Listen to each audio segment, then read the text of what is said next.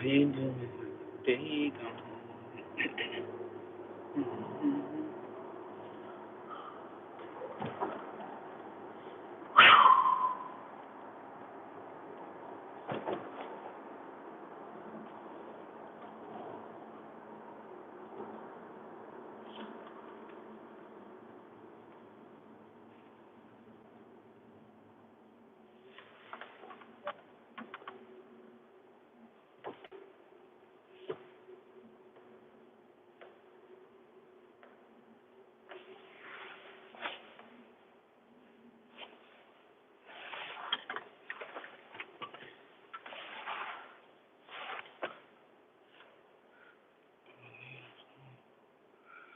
Clean though. I ain't never going back to that place. Good morning. Good morning. If this ain't your first time tuning in, then you already know this my morning drive, where I just kick it with my peoples while I'm driving to work. And it's been raining out here, so it's gloomy. Right now it ain't too bad. It's drizzling, but I gotta make a detour before I go to work so I can take my medication. Oh, have mercy. But what's up? Where y'all calling from? Once more people get in here, a little bit of time, but it's only been a minute. I'm gonna get into today's talk. Today is Moe talk. They got TED talk, we got Moe talk. I talk about the fire that I'm gonna drop later on my true crime channel. Took me. I'm gonna come up with a schedule on when I'm gonna drop on there. I think I'm gonna have to do like twice a week because it takes a while to make those stories. To actually get some good quality, then the editing, writing the strip, the research, and then as soon as you're done with one, you gotta be starting the next. And I don't got a team. If I had a team, then it'd probably be a lot better, a lot quicker, quick is not always better. It'd probably be more efficient when we can drop them joints. Let me let them know I'm here. All right, I'm back. I had to let them know I'm here for my pickup. All right, I'm back. I had to let them know I'm here for my pickup. I ain't been doing this in a while, but yeah, you know that true crime genre, that joint. I'm already in work on 2 more stories. I I dropped 2 on this channel. That was just a feeler to see what it looked like. Should I do it independently? So I did the independent, dropped one of the stories with a little better editing on a new channel, but then I got a brand spanking new joint that's on that's coming out today. It's just loaded, sitting there. All I gotta do is hit publish, and that's coming out. I done dropped. I got that. It's a whole lot into that. It's a story about I was gonna put a little extra in it because it's a little kind of messy. Because old boy was talking that the victim was talking kind of crazy on social media back in the day.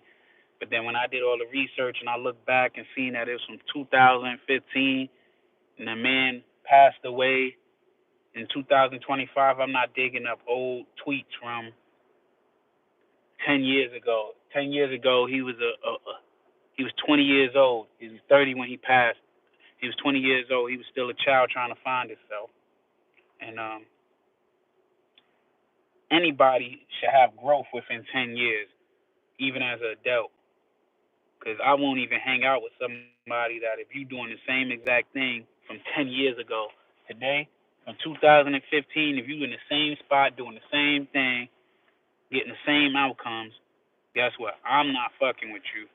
I'm not hanging out with you. I don't want to kick it with you because your mind ain't never grow. You ain't never elevate. So all you could do is bring me down in the process. because you ain't have no growth in 10 years. You know what I mean? And I remember, was it comedian Mike Epps? He was talking about that before in one of his shows. He was saying that if somebody's stuck in the same spot from 10 years ago, doing the same thing, you got to get the hell away from them.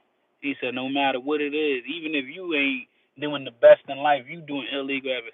He said, if somebody was selling weed 10 years ago, they were selling a $5 bag of weed 10 years ago, and they still selling $5 bags of weed. They ain't elevated nothing. They ain't even growth in that progress. Get the hell away from them, man, 'cause they don't got no progress left in them. They ain't got nothing going through. My order's coming. Let me get it from my grandma. Morning, Mo. Good morning. How you doing? I'm doing good. And yourself? Great. I'm here. I'll make chicken McGriddle. Thank you. Have a good day. You too. Thanks. It's almost Friday. Almost. Not. We got all kinds of big shots in here today. That's what my job is now. Man, I love talking to the community because I am the community. I am part of the community. So I'm known around my community because I interact with the community. You know? So when I go places, I make sure I carry myself in a decent light because you never know. I don't want to embarrass my kids either. I don't want to embarrass my kids. When I was young, before this, and shit, even sometime after this, I ain't give a fuck. I used to wild out. I used to wild out all the time. I had to have some type of mental disorder the way I used to just do dumb, random acts of bullshit. I used to love to fight. I should have fucking went professional because I did it anyway for free. So I might as well. I should have went professional in box or did mixed martial arts. I used to like to brawl, so I should have did it because as a young kid, that's why I got. Well, I didn't get this from a fight. I got this shit actually from a snowball when I got this scar. Got this scar from a snowball.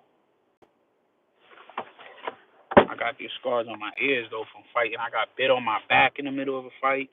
I told that story on this channel when I got bit.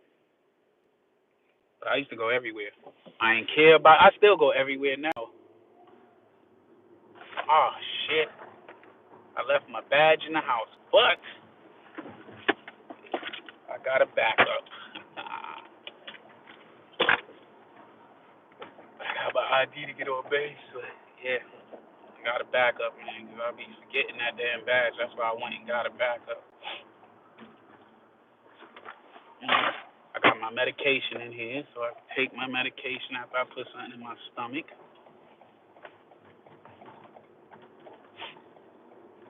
But, yeah, man. I used to do a lot back in the day. I'm glad I changed, but that's with growth. I'm in my 40s now, so I'd be a fool, like I said, if you're doing the same thing from 10, 20 years ago. Now, that's like, I know cats that it bugs me out because I go back home, which I need to go back up there this month. I go back home, and this cat's literally doing the same shit they was doing when I left to go to the military, and I left 22 years ago. I joined 22 years ago, and they in the same spots, same corners, just looking a little older. I got a family member, right? When we was growing up, by far, one of the, out of our group, softest ones out the group. Softest ones. He was always in the middle of some shit, but he lived off of the reputation that the rest of us had in the group, you know, in the neighborhood and who he was related to, that they knew we was coming out the bro. I had at least about 4 or 5 fights that I got jumped, and he didn't help me with me defending him. Me defending him, now I had to sit back and realize there's this one family that lived in my aunt building that I never had problems with them, right? Personal problems. But we always fought. We fought like once a year because they would pick on him and I'd come to his help. And then I'd get jumped, by the brothers, sisters, all of them will jump on me. Thank you for the support, man. Thank you for the support. Everybody that support my service, I really appreciate it, man. I really appreciate it because it might sound strange to some people, but it's getting harder and harder by the day. And I've been doing this for almost 22 years, and I'm ready to retire.